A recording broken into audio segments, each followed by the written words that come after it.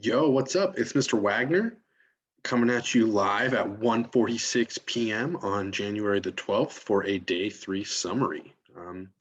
Let's get this bread. You should be watching this video if you either were absent in class or if you finished chemistry class yesterday or today and you're like, yo, what did I just do for the last 85 minutes? Um, so for food energy, you can see here what the plan was. We started with a warm up, which, as a reminder, you need to be doing all of the warm ups. So that would be like day 1, day 2, and day 3. You also need to be doing all of the exit tickets, right? We're making sure to do those because they are worth points this semester. They are worth a COG seal, norms and active listening. These next two parts, exit ticket questions and review checkpoint 2, I'm really sorry, but that's actually kind of something that happened live in class, and Dr. D and I didn't record it, so it's kind of just something that you missed out on. But exit ticket questions was a segment where we went over a set of questions that came up more than one time in all of the exit tickets that y'all submitted, and really just trying to give extra context around certain things in class and help people know a little bit more about chemistry. For review checkpoint 2, I can still at least show y'all what we did. So to review checkpoint 2, we reviewed how to do the calculations and how to find the average. You can actually watch the day 2 summary where Dr. D goes over this. We then asked some questions about to make an observation from this table, to choose which snack gives the most energy, to talk about which chip releases the most energy, and to talk about why we got the answers we got.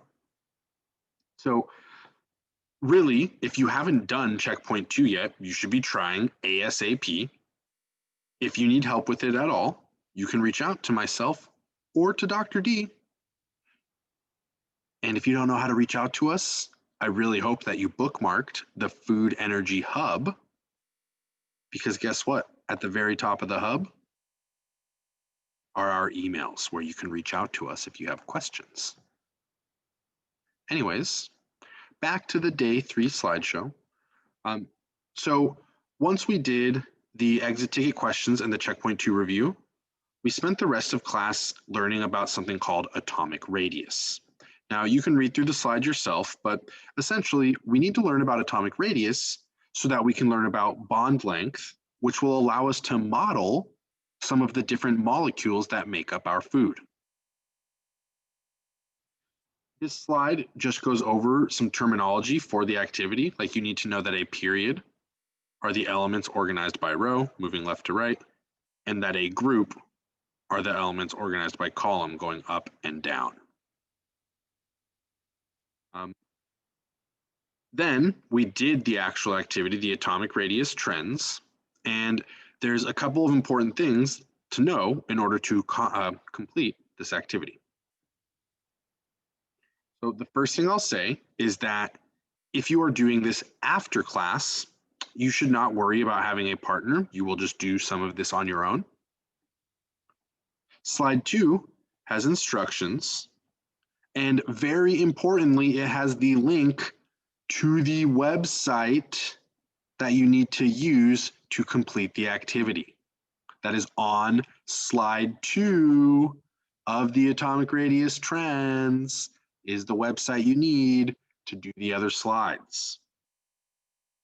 I said it kind of weird like that because we had a lot of trouble in class with people recognizing that the website they need for the activity is on slide 2 of the activity. Then slide 3 just shows you where you can find the different things that we are asking you to record. One important one to pay attention to is energy levels. Energy levels is just referring to the number of rings that our electrons occupy.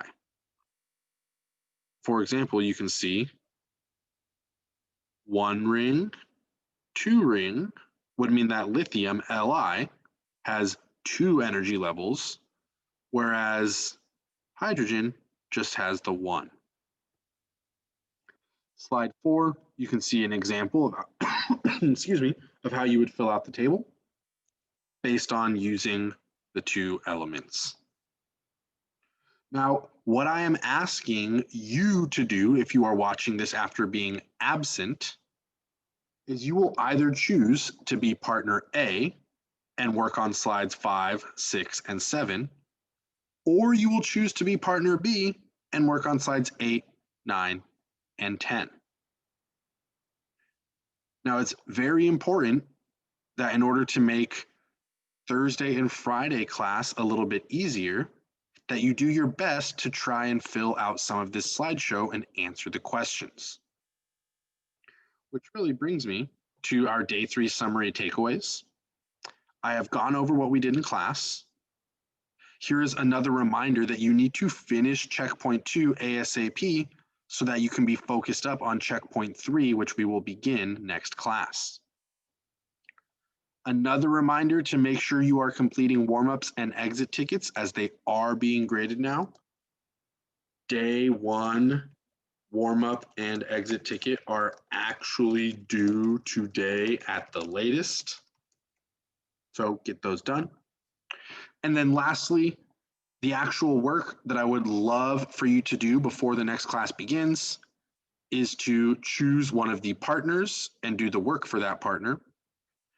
And then to remember that the link to the website you need is on slide 2 of the slideshow.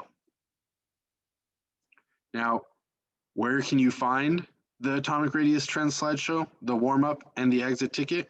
Well, I'm glad you asked because you can go to day 3 of the hub and you can find the warm-up and the exit ticket and the Atomic Radius Trends, and we've even linked the website. Boom, it's all there for you, good to go.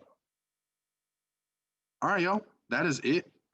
I hope this summary helped you realize what you need to be doing for class. And of course, as always, if you have any questions, do not hesitate to reach out. I love answering questions. Peace.